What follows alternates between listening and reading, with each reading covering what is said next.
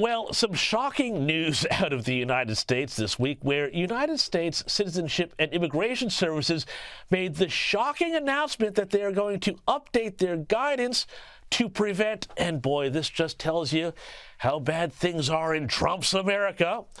They're updating their guidance to prevent anti-American foreigners from receiving visas to immigrate. My God. Well, frankly, that's a common sense change, long overdue. To discuss this and more, let's bring in author and host of the Karol Markowicz Show, Karol Markowicz. Karol, I was absolutely stunned to see that people were absolutely upset about this idea that if you're anti-American, you can't get a visa to go to America. Why would you want to in the first place? Right. Well, I think it's because people think, oh, I'm American and I hate this country. Why can't we import more people just like me? And I think that idea is crazy, obviously. I'm an immigrant to this country. And when I was a child, I did the whole immigration process. We did the whole becoming a citizen process.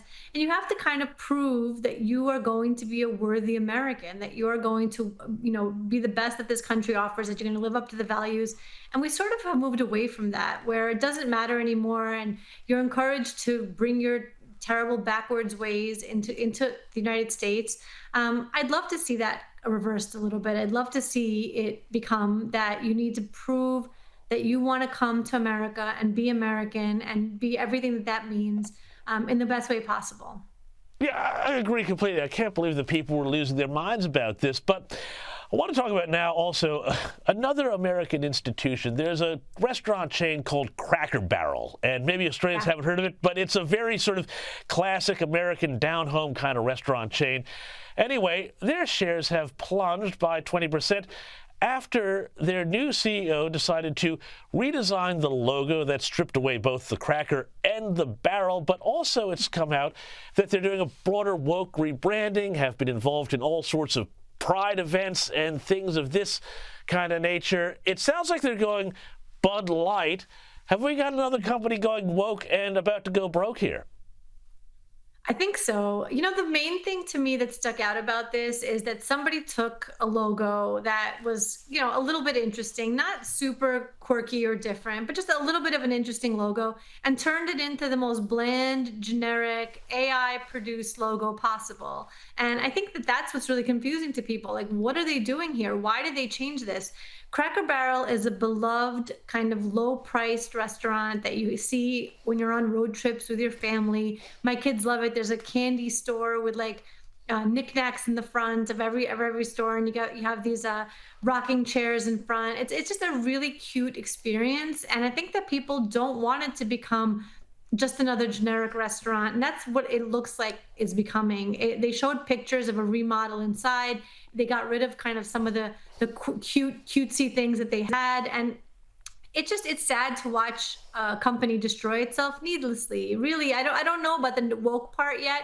We'll see what happens with that, but why do this? Why make yourself like everybody else? Well, there was an interesting piece in the New York Times about this, and the New York Times actually said that Cracker Barrel restaurants were, and this was the New York Times reporting, they said they are white-coated and associated with conservatives.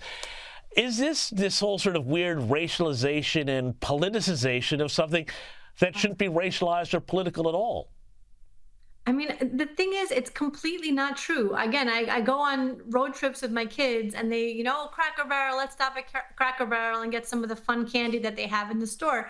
And it's a mix of people from all over the country. It's not particularly white. There's all races are represented. And that idea that it's some kind of white-coated thing is nonsense. It's absolute nonsense. It's them trying to bring down an American brand, and that American brand is falling for it.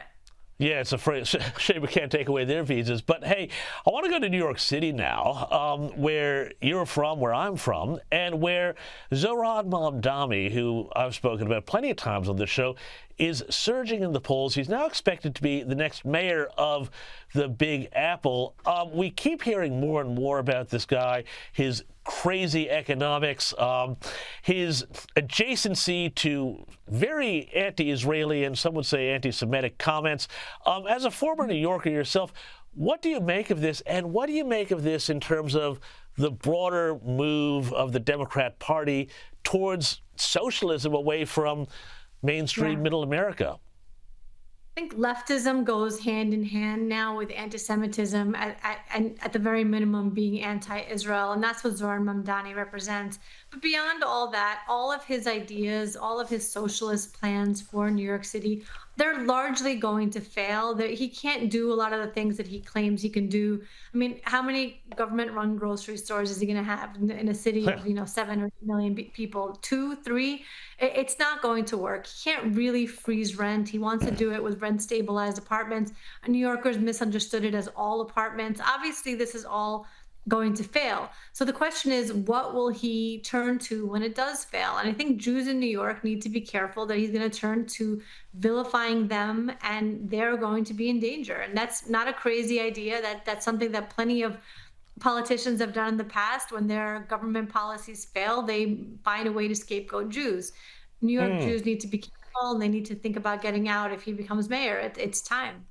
God, it's just absolutely shocking. I never would have thought, having grown up in New York, 40 years ago, that we'd be talking about Jews having to leave New York City, of all places. Yeah. But finally, Karol, I want to ask you about this because, look, I'm not much of a Swiftie myself, but former FBI Director James Comey apparently is. He's posted a bizarre video about Taylor Swift and Donald Trump. Have a look at this. You see, Taylor Swift and I go way back. I went to my first concert of hers 15 years ago. I'm in a family's Swiftie group chat. I know all her music, and I listen to it in my headphones when I cut the grass. So yes, I have a favorite of hers, although honestly, for me, it's a tie between All Too Well, 10-minute version, and Exile featuring Bon Iver.